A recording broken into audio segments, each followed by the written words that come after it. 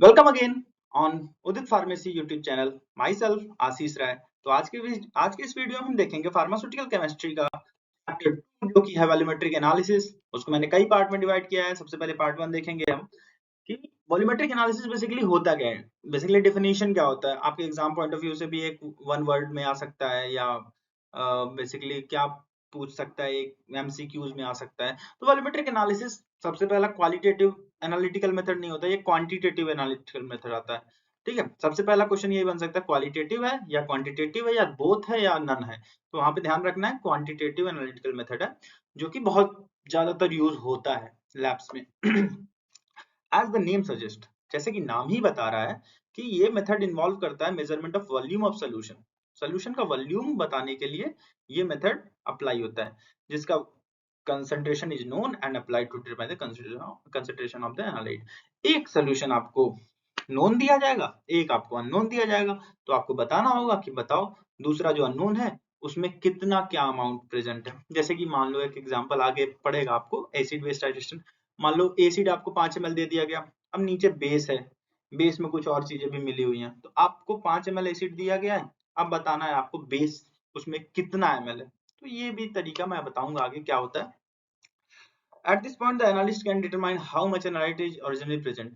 तो इस पॉइंट पे एनालिस्ट को पता करना होता है कि कितना एनालाइट वहां पे प्रेजेंट है, टाइट्रेंट में कितना हमें और ऐड करना है, कितना उसको ऐड करते वक्त कितना वहां पे पहले से ही एनालाइट प्रेजेंट है। ठीक है, आगे बढ़ते हैं। सबसे पहले वॉल्यूमेट्रिक एनालिसिस में कई सारे टाइट्रेशन है, तो एसिड बेस टाइट्रेशन से शुरू करते हैं। तो एसिड बेस टाइट्रेशन यहाँ डायग्राम मैंने दिया है, ये ब्यूरेट है, ये यहाँ पे जो लिखा हुआ है जूम नहीं हो रहा है, तो ब्यूरेट है। यहाँ पे मान लो 5 ml तक, ठीक है, 5 ml तक यहाँ पे क्या है, बेस, बेस दिया हुआ, नीचे भरा हुआ एसिड। स्टॉप कॉक से हम धीरे धीरे ड्रॉप वाइज डालेंगे। तो एसिड है यहाँ पे, तो कितना बेस यहाँ पे डालेंगे कि पता चलेगा कि एसिड कितना अमाउंट। तो 5 ml का मान लो 4 ml डालते डालते ये जो पिंक कलर है डिसअपियर हो गया, बिल्कुल डिसअपियर हो गया। तो जैसे ही 4 ml अंदर आया, एज ए एग्जांपल समझो, तो जैसे ही 4 ml अंदर आया तो ऐसे पता चलेगा कि न्यूट्रलाइजेशन रिएक्शन वहां पे खत्म हो गई, जैसे ही डिसअपियर हो गया, बूंद बूंद बूंद बूंद आ रहा है, तो यहाँ पे ये जो पिंक कलर है डिसअपियर हो गया, जिसकी वजह से हमें पता चला कि 4 ml जैसे ही यहाँ बेस आया ये न्यूट्रलाइज कर दिया पूरे एसिड को, तो एसिड भी 4 ml यहाँ पे प्रेजेंट है। ये क्वेश्चन आता है। अब एक क्वेश्चन आता है प्रिंसिपल कौन सा है एसिड बेस टाइट्रेशन में, न्यूट्रलाइजेशन रिएक्शन, याद रखिएगा। और एक और क्वेश्चन बनता है फिनोफ्थलीन, जो इंडिकेटर यूज होता है एसिड बेस टाइट्रेशन में उसका नाम है फिनोफ्थलीन। स्पेलिंग याद रखिएगा, वन वर्ड में भी, फिन द ब्लैंक्स में भी पूछ सकता है। आगे बढ़ते हैं। कंसेप्ट, अब एसिड बेस टाइट्रेशन का तो आप प्रिंसिपल जान गए, इंडिकेटर कौन सा यूज होता है वहां पे वो जान गए, लेकिन होती क्या एसिड और बेसिस होते क्या। तो तीन थ्योरीज यहाँ पे हैं, ब्रॉन्सेट लॉरी, आर्हेनियस और लेविस की। तो सबसे पहले हम आर्हेनियस की थ्योरी देखेंगे। तो according to Arrhenius theory, acid एक ऐसा केमिकल है जैसे ही हम उसको वाटर में डालेंगे ना, वो एच आयन देगा, एच आयन डिसोसिएट होगा। और बेस एक ऐसा केमिकल है जैसे ही हम एक्वस सोल्यूशन या वाटर में डालेंगे तो वो OH आयन देगा। ठीक है, आप एक एग्जांपल से समझिए। जैसे HCl को मैंने एक्वस में डाला, तो HCl क्या हो गया, H प्लस में और Cl माइनस में डिसोसिएट हो गया। आर्हेनियस ने बोला था कि जो H प्लस में डिसोसिएट हो जाए उसे हम एसिड बोलेंगे, और NaOH को जैसे हम पानी में डाले तो Na प्लस में और OH माइनस में डिसोसिएट हो गया। जैसा कि आर्हेनियस ने बताया था कि OH माइनस जैसे डिसोसिएट होगा किसी भी एक्वस सोल्यूशन में तो वो कहलाएगा बेस। आई थिंक आपको क्लियर है आर्हेनियस थ्योरी। नाउ नेक्स्ट आगे बढ़ते हैं। दूसरी थ्योरी है ब्रॉन्स्टेड लॉरी की। ब्रॉन्स्टेड लॉरी की थ्योरी दी किसने थी, दो लोगों ने मिलकर दी थी, जोहानेस निकोलस ब्रॉन्स्टेड जो कि डैनिश केमिस्ट थे, और दूसरे हैं थॉमस मार्टिन लॉरी जो कि इंग्लिश केमिस्ट हैं, 1923 में। ठीक है, तो ये थ्योरी 1923 में आई थी। आ सकता है क्वेश्चन।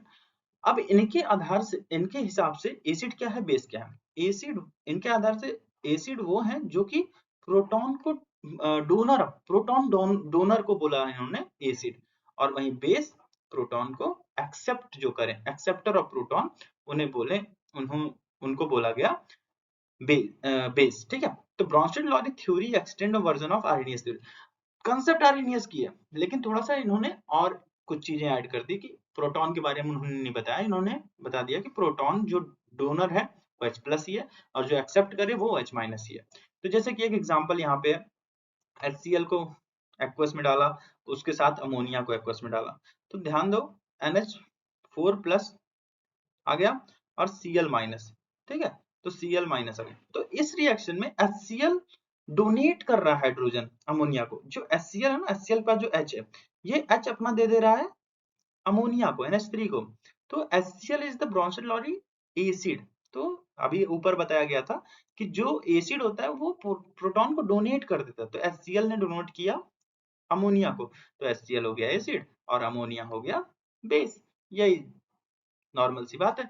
तो ज्यादा कुछ एक्स्ट्रा नहीं बताया इन्होंने, बस प्रोटॉन के बेसिस पे इन्होंने अलग अलग कर दिया कि एसिड जो है डोनर ऑफ प्रोटॉन है और वहीं बेस जो है एक्सेप्टर ऑफ प्रोटॉन है। नाउ अब जैसे कि यहाँ पे एक चीज और है, HCl एसिड और Cl ये कॉन्जुगेट बेसेस हैं, याद रखिएगा कॉन्जुगेट बेस का एग्जांपल। और वही NH3 और NH4, क्योंकि कॉन्जुगेट बेस जैसे कि NH3 से NH4 बना, यहाँ पे ध्यान दे दिया होगा आपने, उसी तरह HCl से Cl, तो ये कॉन्जुगेट बेस है और ये कॉन्जुगेट एसिड है। ठीक है, क्लियर है? चलो आगे बढ़ते हैं। अब तीसरा जो थ्योरी है लेविस ने दी थी, तो जीएन लेविस नाम था इनका, 1930 में ये थ्योरी दिया था इन्होंने।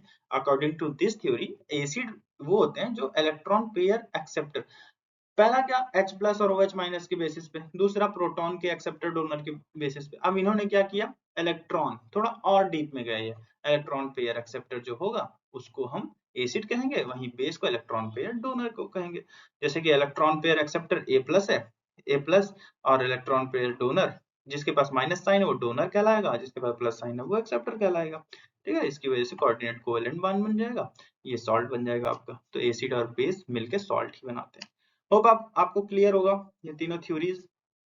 नाउ अगर आपको डिटेल्ड में जानना है, पूरा एसिड बेस टाइट्रेशन पढ़ना है आपको, तो उदित फार्मेसी ऐप पे आप विजिट करिए। आपको वहाँ वेल एजुकेटेड टीचर से सीखने को मिलेगा, through the PDF, through the video lectures. अब आप वहां तक रीच कैसे करोगे वो हम अगली स्लाइड में आपको बताने वाले हैं। सबसे पहले है क्या उदित फार्मेसी में अवेलेबिलिटी क्या क्या चीजों की है। तो सबसे पहले डी फार्मा के दोनों ईयर उनके वीडियो लेक्चर, रिकॉर्डेड क्लासेस हैं, लाइव क्लासेस हैं, ई बुक PDF है, चैप्टर वाइज एक्सरसाइजेस हैं, चैप्टर वाइज टेस्ट है, वहाँ पे लाइव चैट आप कर सकते हो, बाइलिंगुअल हिंदी इंग्लिश दोनों में समझाया जाएगा आपको। डी फार्मा के फर्स्ट ईयर के 5 subject, D pharma second year के 6 सब्जेक्ट आपको फुल्ली अवेलेबल है on the very genuine price 1499 में। आप वहां विजिट करो, आपकी पूरी एग्जाम की जिम्मेदारी हमारी होगी, आप फुल्ली वहां से कुछ ना कुछ सीख के ही जाओगे, आपका पैसा वेस्ट बिल्कुल नहीं होने वाला। नाउ अगर आप डी फार्मा एग्जिट एग्जाम की तैयारी कर रहे हो तो एमसी सारे questions MCQ of all subjects हैं, वहां पे आप कितने टाइम भी अटेम्प्ट कर सकते हो, सारे क्वेश्चन जो बने हुए हैं PCI सिलेबस के आधार पे बने हुए हैं। वही डी फार्मा फर्स्ट ईयर के हार्ड कॉपी भी अवेलेबल है, जो कि जेन्युइन प्राइस ऑफ 999 पे अवेलेबल है। तो आप उदित फार्मेसी ऐप को विजिट करिए, आपको पूरी जानकारी अच्छे से मिलेगी। नाउ अब हम उदित फार्मेसी ऐप पे आए कैसे। सबसे पहले आप प्ले स्टोर खोलो अपना, वहां पे उदित फार्मेसी क्लासेस सर्च करो, ये हमारा लोगो है ये, ठीक है। तो यहाँ से आप इसको इंस्टॉल करोगे, अपना verification OTP verification mobile number verification करोगे, फिर उसके बाद ये स्टेप 2 का आपको डिस्प्ले खुलेगा, जहाँ पे आप अपना नाम, ईमेल ID और वहां से आपका स्टार्ट, जो भी आपको कोर्स लेना है आपको वहाँ परचेज करो। अगर कोई भी दिक्कतें आती हैं इन बीच, तो आप 9219303100 पे कॉल करके in the time between 8 AM to 6 PM, सुबह 8 बजे से शाम 6 बजे के बीच आप कोई भी दिक्कतें आती है तो आप पूछ सकते हो। होप आपको सब समझ आया होगा। चलिए मिलते हैं अगले वीडियो में। Thank you so much for hearing me.